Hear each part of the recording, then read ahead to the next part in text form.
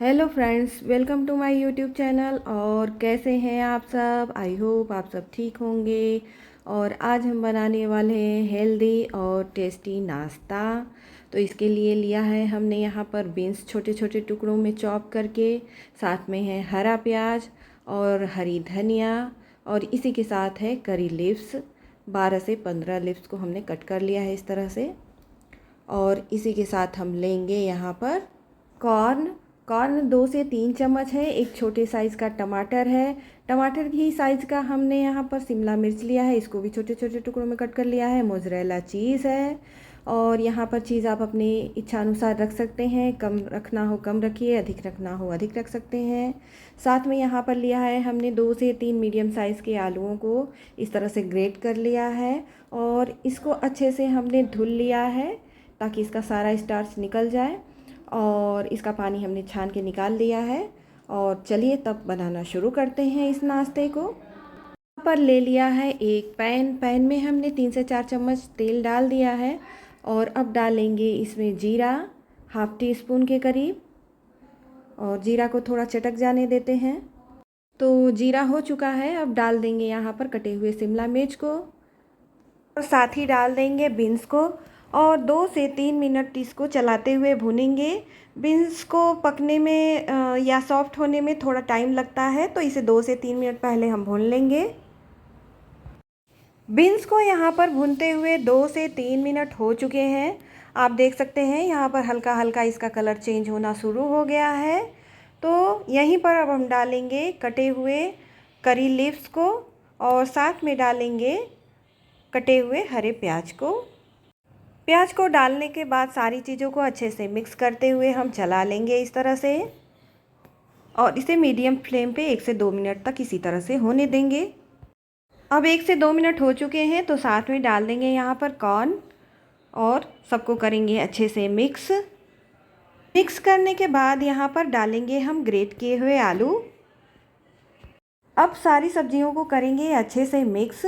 और सब्जियों को मिक्स करने के बाद यहाँ पर डालेंगे हम आधा चम्मच हल्दी, और इसी के साथ हम डालेंगे टेस्ट के अकॉर्डिंग नमक।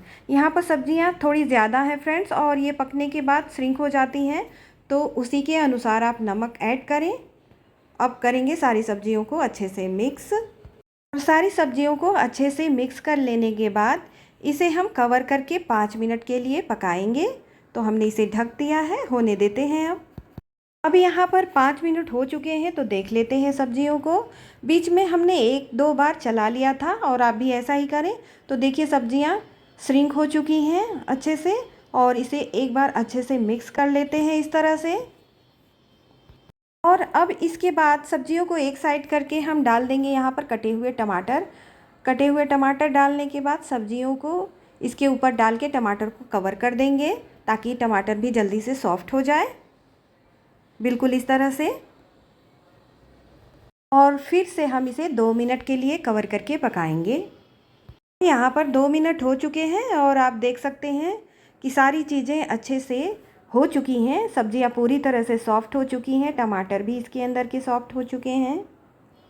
अब यहाँ पर डालेंगे हम आधा चम्मच चाट मसाला, और कुछ मसाले हम ऐड करेंगे लेकिन बाद में। अभी हम चाट मसाला को डाल करके अच्छे से मिक्स कर लेते हैं। इसके बाद हम डालेंगे इसके अंदर हरी धनिया, और यहाँ पर हरी धनिया को भी डाल देंगे, और इसको करेंगे अच्छे से मिक्स। चीज़ें अच्छे से मिक्स हो गई हैं, और गैस का फ्लेम हमने ऑफ़ कर दिया है। अब डालेंगे यहाँ पर हम चिली फ्लेक। तीखा आप अपने अनुसार यहाँ पर यूज कर सकते हैं। और इसके बाद अब हम डालेंगे यहाँ पर पिज़्ज़ा हर्ब आधा टीस्पून के करीब हम डालेंगे।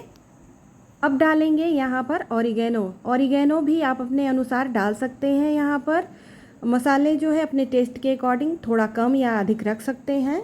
तो चलिए अब सारी चीज़ों को अच्छे से करते हैं मिक्स। सारी चीज़ें यहाँ पर अच्छे से मिक्स हो चुकी हैं। अब इस स्टफिंग को हम 2 से 3 मिनट के लिए ठंडा होने देते हैं, ताकि इसे हम हाथ से टच कर सकें। तो ये रेडी है। अब यहाँ पर हमने ले लिया है ब्रेड को इस तरह से गोल साइज़ों में कट कर लिया है कटोरी की सहायता से। आप कोई सी भी कटोरी लीजिए, और इस तरह से ब्रेड के ऊपर रख करके कट कर लीजिए। और जो बाकी किनारे के हिस्से हमारे बचते हैं ना, कट करने के बाद इनका हम ब्रेड क्रम्स बना सकते हैं या हलवा बना सकते हैं। तो इस तरह से हम कट कर लेंगे गोल गोल साइज़ों में।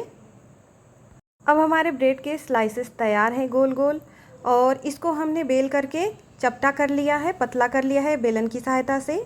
तो आप भी बेल करके इसे पतला कर लें।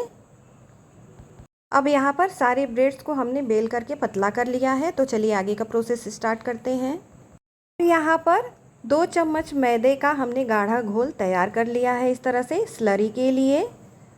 अब यहाँ पर लेंगे एक ब्रेड की स्लाइस और इसके किनारे किनारे हम स्लरी को इस तरह से लगा लेंगे और उंगलियों की सहायता से थोड़ा थोड़ा हम फैला देंगे, बिल्कुल इस तरह। और अब हम रखेंगे यहाँ पर ग्रेट किए हुए चीज़। आपको जितना चीज़ पसंद हो उस हिसाब से फिलिंग आप रखिए।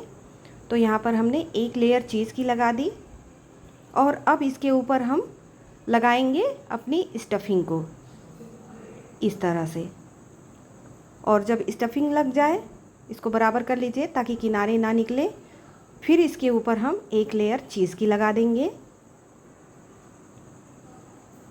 और यकीन मानिए फ्रेंड्स, ये जो नाश्ता है ना बहुत ही यमी लगता है खाने में।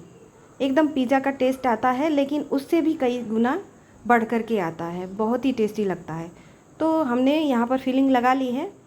अब हम इसके ऊपर दूसरा ब्रेड का स्लाइस इसके ऊपर लगा देंगे। अब दूसरे ब्रेड को ऊपर से लगाने के बाद हमें किनारों से ब्रेड को प्रेशर दे करके चिपकाना है ताकि हमारा ब्रेड अच्छे से चिपक जाए और स्टफिंग बाहर ना आए। तो इस तरह से हमारी ब्रेड की स्टफिंग तैयार हो गई है, आप देख सकते हैं।